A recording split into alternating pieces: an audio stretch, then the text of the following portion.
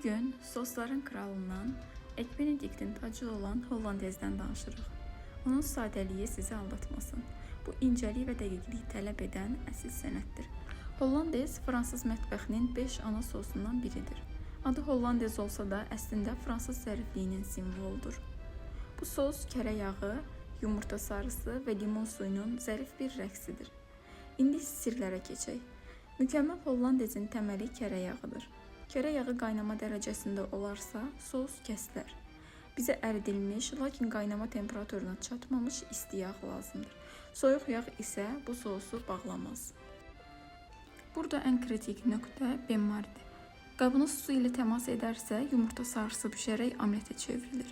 Bu zaman sos deyil, şorba almış olarsınız. Unutmayın ki, benmari zamanı istiliyə görə arada ocaqdan alınaraq çırpılmalıdır bu qarışım. Duzu əvvəlcədən atmaq da kəsilmə riskini artırır. Əgər siz hollandezi soyuducuda saxlayacaqsınızsa, bu zaman sos bərkiyir. Sos bərkiyən zaman artıq siz panikanı dayandırmalısınız. Biraz isti su ilə su hamamında yenidən sosu toparlamaq olur. Mənə görə bu sos sadəcə sosdan ibarət deyil, mətbəxdəki bacarıqlarınızın imzasıdır.